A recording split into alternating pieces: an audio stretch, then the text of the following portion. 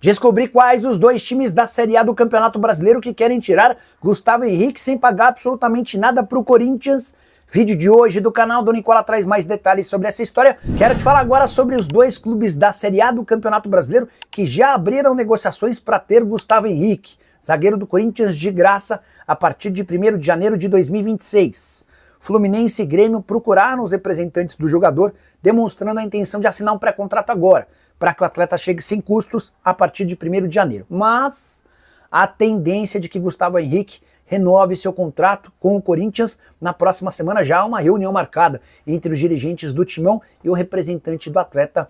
Importante contar que hoje o Gustavo Henrique ganha na casa dos R$700 mil por mês e ele já fez chegar aos ouvidos dos dirigentes do Timão que querem um reajuste salarial.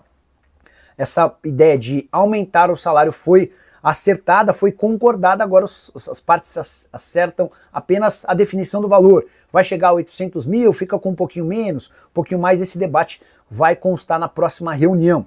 Gustavo Henrique, que é hoje o principal zagueiro do elenco do Corinthians, e o fato de estar livre no mercado, podendo assinar um pré-contrato, é sempre algo perigoso. 16 jogos e 1 gol na temporada, gol marcado justamente na classificação do Corinthians contra o Palmeiras, outro dia no Allianz Parque, vitória super importante que assegurou o Corinthians nas quartas de final.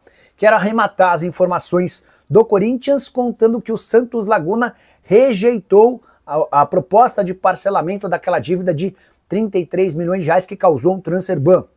O Corinthians havia feito nas últimas horas uma oferta de pagamento à vista de metade desse valor, cerca de R$16 milhões e 500 mil. O restante seria pago em 6 vezes. O Santos Laguna afirma que não há como aceitar uma condição dessa, até porque precisou recorrer a empréstimos bancários porque não teve o dinheiro. Na pior das hipóteses, Santos Laguna cogita aceitar que o Corinthians banque 70% da grana à vista e parcele o restante. Se o Corinthians já tem quase R$17 milhões em mãos, precisaria de mais R$6 milhões para alcançar os R$23 milhões desejados pelo Santos Laguna. Há pressa no Timão, até porque em caso de nova punição da FIFA e os casos de Matias Rojas e Rodrigo Garro podem estourar a qualquer momento, o Corinthians corre o risco de perder até 6 pontos. Agora eu quero falar da Copa do Brasil, informação trazida por mim ontem na Gazeta Esportiva, mas de extrema relevância.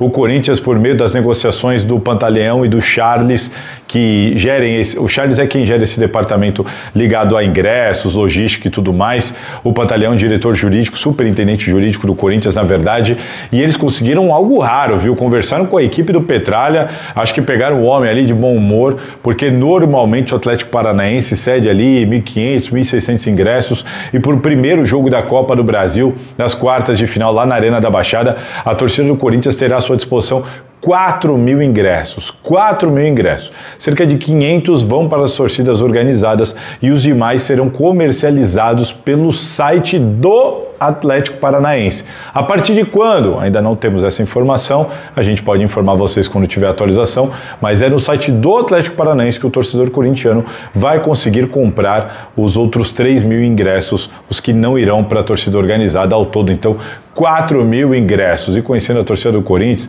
meus caros, teremos muito barulho da Fiel na Arena da Baixada para esse jogo fundamental que tem a data base ali como 27 de agosto. Aguardemos. O retorno na Neoquímica Arena com data base de 11 de setembro não deve repetir os 10%, né? Esses 10% da carga da Arena da Baixada, eles não serão repetidos aqui na Neoquímica Arena, então sequer houve essa compensação da contrapartida.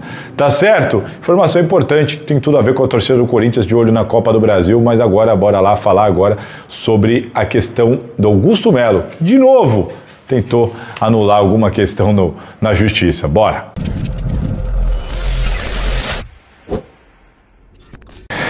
Bom, o Augusto Melo, ele realmente não cansa, né? Mais uma ação indeferida pela justiça. Cara, sem brincadeira, eu acho que já estamos nos aproximando aí de 30 indeferimentos, não sei. É até chato falar sobre isso, mas enfim, é notícia, né?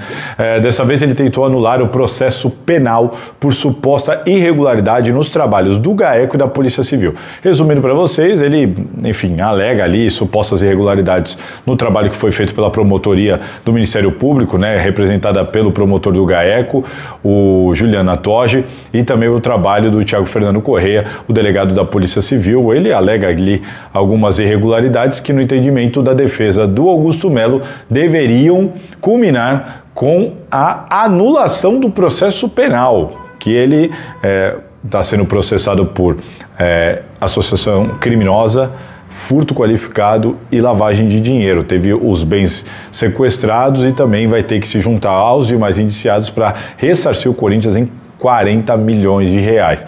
E ele alega que houve ali alguma irregularidade da Polícia Civil, ou do GAECO, ou dos dois, e que dessa maneira todo o processo deveria ser anulado. E a Justiça, mais uma vez, indeferiu o caso, não deu razão para a defesa do Augusto Melo e tudo segue normalmente. Augusto Melo, né, como a gente sempre fala, que se defenda sobre o CPF dele e esqueça o Corinthians nesse momento, aparentemente no Corinthians, sobre a questão dele ter sido empichado definitivamente. Aparentemente, pelo menos por enquanto, não se houve notícia de nenhuma ação para tentar anular a decisão dos sócios do Corinthians. E aquilo que eu sempre falo, não dá para alegar que é algo político, né?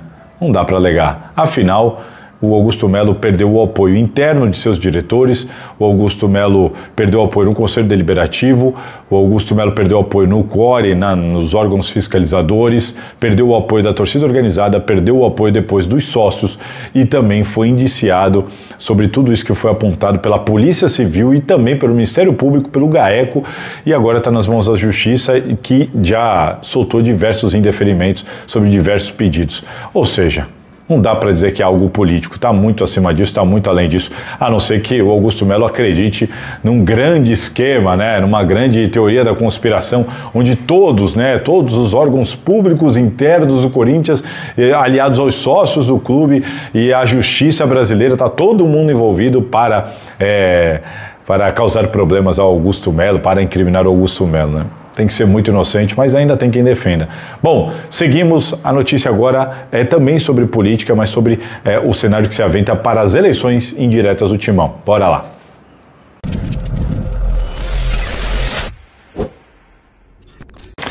Bom, gente, é o seguinte, foi marcada a reunião no Conselho Deliberativo, a votação, na verdade, a eleição indireta para o dia 25 de agosto. Hoje é dia 16 de agosto, então daqui a 9 dias a gente vai ter essa eleição indireta. O Romeu Thuma Júnior cumprindo aquilo que ele prometeu, falou que marcaria rápido, que não deixaria o clube ficar sangrando por muito tempo.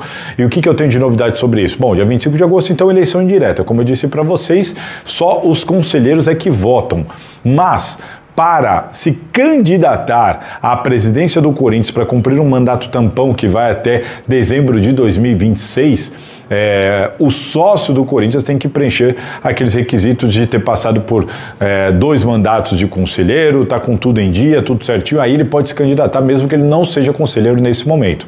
Beleza.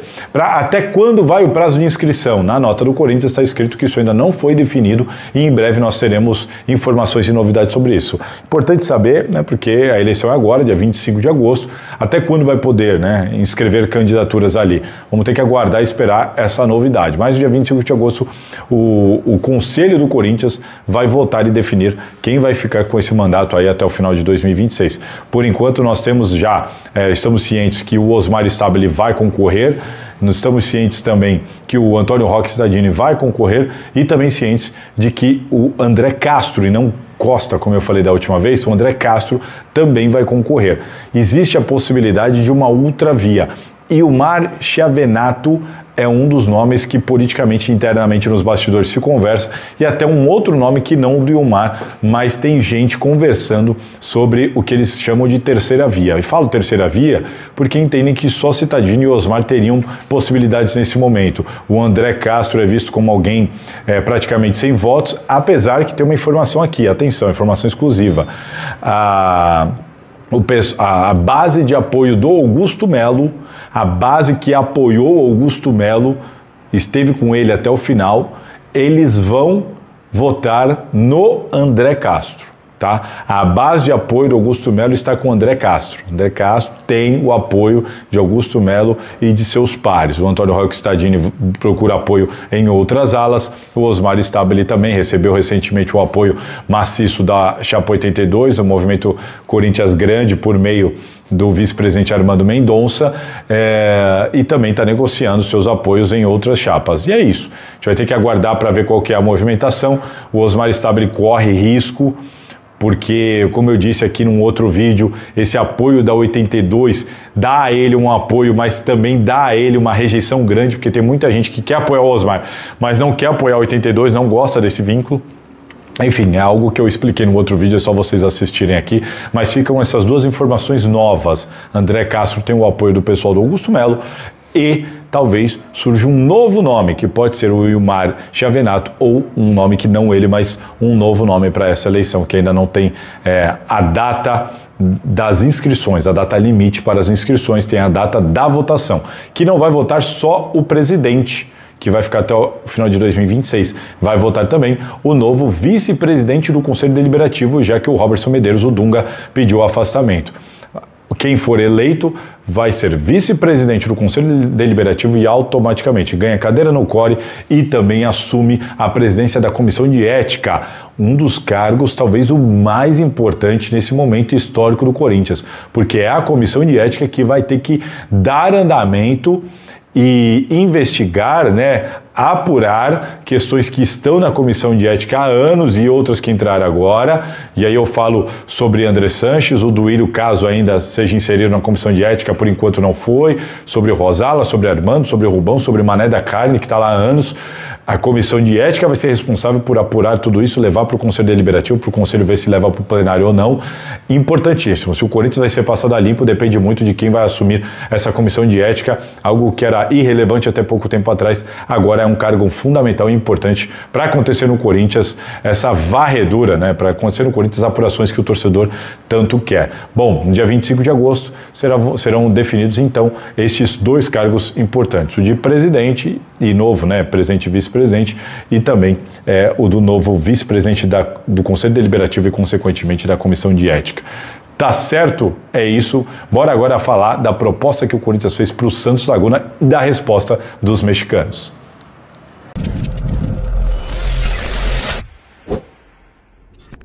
Bom, gente, como vocês souberam em primeira mão, o Corinthians apresentou na quinta-feira, souberam em primeira mão aqui, que o Corinthians apresentou na quinta-feira uma proposta ao Santos Laguna para tentar derrubar o transfer ban. O Corinthians pegou o dinheiro que entrou com a ida do o Cauê Furquim ao Bahia, que gerou todo aquele problema, principalmente para o Fabinho Soldado. Aliás, muita pressão para o Fabinho Soldado, tá até uma pressão que está crescendo, além até do que eu já expliquei, tem vídeo aqui no canal sobre isso, dá uma olhada lá na pressão em cima do Fabinho Soldado, que você vai entender detalhe por detalhe, e tem mais coisa acontecendo para cima do Fabinho Soldado, em breve eu vou explicar aqui. Mas, pois bem, o Corinthians apresentou, pegou aqueles 14 milhões, juntou com mais uma grana, o Corinthians apresentou uma proposta para o Santos Laguna, 50% do valor à vista e o restante parcelado, certo? Essa foi a proposta do Corinthians, houve uma esperança grande, certo otimismo, porque os caras não toparam apenas parcelar, querem um dinheiro. Bom, aí vem a resposta do Santos Laguna e isso você vai saber aqui em primeira mão com exclusividade. Já vale o like. Se você não é inscrito, para aqui rapidinho, se inscreve aqui no canal, se inscreve na Salazar TV, deixa o like desse vídeo, um vídeo com muita informação importante para você, inclusive com essa informação exclusiva, dá uma força, clica no like que eu te agradeço bastante. Bom, seguindo aqui, é o seguinte, eu conversei agora há pouco com um representante da diretoria do Santos Laguna. Questionei ele sobre a proposta que o Corinthians fez, A gente trouxe a informação da proposta do Corinthians e eu conversei com uma pessoa do Santos Laguna para questionar como é que foi a recepção do Santos Laguna. E aí, informação para vocês exclusiva. O Santos Laguna recusou a proposta do Corinthians. O Santos Laguna não aceitou a proposta apresentada pelo Corinthians, que dava ali cerca de 17 milhões de reais, transferindo já para o real, cerca de 17 milhões de reais para parcelar o resto. A dívida do Corinthians com o Santos Laguna está perto de 34 milhões, é um pouquinho menos que isso, perto de 34 milhões, e o Santos Laguna quer mais que isso. Eu sei que eles estão irritados, conversei com o pessoal lá, até para tentar entender até que ponto vai essa irritação, já que eles já estão cientes de que o presidente que fez tudo isso com eles já foi destituído do cargo, e eles me explicaram que o grande problema é que o Santos Laguna teve muitos problemas que foram consequências do Corinthians não ter cumprido com o seu acordo. O Santos Laguna precisou fazer empréstimo bancário, precisou correr atrás de dinheiro com empresários. O Santos Laguna teve problemas financeiros que foram além de não receber a parte do Corinthians, mas que foram consequência do fato de não receber esse dinheiro do Corinthians. Daí o incômodo, a irritação e o fato deles quererem muito mais dinheiro na mão neste momento. E a informação que eu colhi com o pessoal do Santos Laguna é que dificilmente eles vão aceitar uma proposta que seja abaixo de 70% do valor total como um sinal. Isso significa que o Corinthians, em tese, se tiver que cumprir esse 70%, vai ter que dar ao Santos Laguna pelo menos 23 milhões e meio. Corinthians então teria que dar 23 milhões e meio e parcelar o cerca de 10 milhões que restariam. Estou já falando em reais aqui com vocês, tá? É uma proposta muito alta que o Santos Laguna está querendo. Na verdade é uma contraproposta, né? O Santos Laguna recusou a proposta do Corinthians e essa contraproposta eu não sei nem se ela foi feita ao Corinthians. Eu conversei com o pessoal do Santos Laguna que explicou para mim, olha, eles ofereceram 50%, mas acho que dificilmente sai negócio se não chegar aqui um sinal de pelo menos 70%. E aí uma conta básica dá 23,4 milhões de reais para o Corinthians dar para o Santos Laguna, e aí sim o Santos Laguna topa parcelar o resto e fechar o acordo, e só então o Corinthians teria a punição da FIFA, o transfer ban derrubado. Complicada a situação, da onde que o Corinthians vai arrumar aí quase 24 milhões de reais para dar agora para o Santos Laguna, com tantos e tantos problemas que o Corinthians tem para resolver. Vai ter que fazer adiantamento, vai ter que fazer empréstimo, não sei. Nós vamos ter que aguardar, mas essa é a posição do Santos Laguna. O Corinthians, de novo, vai ter que remar por uma nova proposta, por uma nova rodada de negociações. Tá certo?